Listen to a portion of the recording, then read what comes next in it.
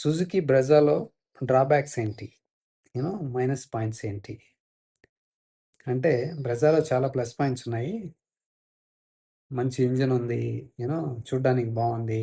Mileage వస్తది. You know service cost, running cost తక్కువుంటుంది. బావుంటుంది. కానీ దీంట్లో మైనస్ పాయింట్స్ ఏంటి? డ్రాబ్యాక్స్ ఏంటి అంటే, దీని లుక్స్ యాక్చువల్లీ కొంతమందికి నచ్చదు. దీని లుక్సు చాలా స్కోప్ ఉంది ఇంకా ఇంప్రూవ్ చేయడానికి ఒకటి.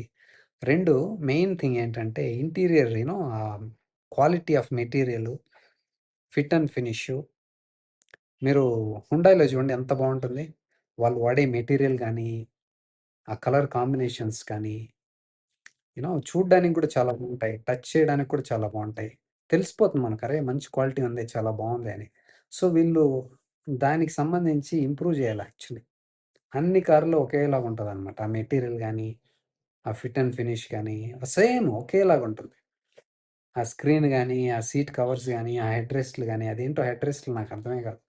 అంత బ్లాక్ చేస్తుంది. అంత పెద్ద హెడ్ రెస్టా? ఎందుకు వాడుతున్నారో అర్థం కావట్లేదు.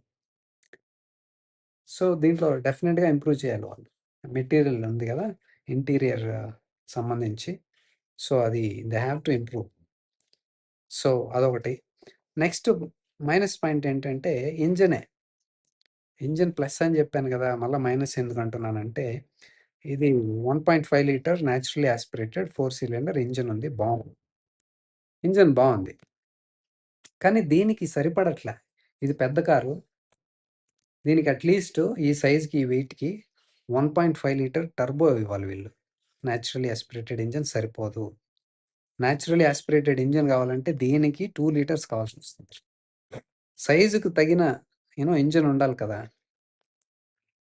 మీకు న్యాచురల్లీ యాస్పిరేటెడ్ ఇంజినే ఇవ్వాలనుకుంటే 2 లీటర్స్ ఇవ్వండి. లేదా 1.5 లీటర్ టర్బో ఇవ్వండి. తోలడానికి బాలేదా అంటే బావుంది. బాలేదని కాదు. కానీ ఎంథూసియాస్టిక్ అలా అలా లేదనమాట. నాకు పవర్‌ఫుల్‌గా కావాలి. ఇమ్మీడియేట్‌గా ఎనర్జీ, పవర్ కావాలి. టార్క్ కావాలి అంటే దొరకదు మీకు. ఇమ్మీడియేట్‌గా ఇన్‌స్టాంట్ పవర్ కావాలంటే దొరకదు. ఇది అండర్ పవర్‌గా అనిపిస్తుంది మీకు. 2 లీటర్స్ న్యాచురల్లీ యాస్పిరేటెడ్ కావాలి. లేదా 1.5 లీటర్ టర్బో అన్నా ఇవ్వాలి. మిగతా అంతా బావుంది దీంట్లో. ఇంకోటి వీళ్ళు ఇస్తున్నారు గదా! హైబ్రిడ్ అనేసి. నాకు అర్థమే కాదది. హైబ్రిడ్ అంటే ఏంటి? అదేమన్నా స్ట్రాంగ్ హైబ్రిడా? స్ట్రాంగ్ హైబ్రిడ్ అన్నా ఇస్తే దానికొక మీనింగ్ ఉంటుంది. ఒక 7 కిలోమీటర్స్, 6 కిలోమీటర్స్ డిఫరెన్స్ ఉంటే అన్న ఒక మీనింగ్ ఉంది గదా! అదేదో ఇస్తున్నారు. అదేదో 1.5, 2 కిలోమీటర్స్ డిఫరెన్స్ ఉంటుందంతే. సో, దానికి అంత ఖర్చు పెట్టాల్సిన అవసరం ఏముంది? ఇంకాస్త ఎక్కువ బ్యాటరీ ఇచ్చి ఒక 6, 7, 8 కిలోమీటర్స్ అన్నా డిఫరెన్స్ ఉంటే బావుంటది కదా! ఒక మీనింగ్ ఉంటుంది. ఫేస్ లిఫ్ట్ రాబోతుంది తొందరలో. అప్పుడేమన్నా ఇవి కరెక్ట్ కరెక్ట్ చేస్తారా ఏంటో చూద్దాం. ఇంజిన్ కూడా మంచి ఇంజిన్ కావాలి దీనికి. డిజైన్ కాస్త మార్చాలి. ఇంటీరియర్ క్వాలిటీ వాళ్ళు డెఫినిట్‌గా మార్చాలి. మేబీ ఫేస్ లిఫ్ట్‌లో ఏమన్నా ఇవన్నీ చేంజెస్ చేస్తారేమో చూద్దాం.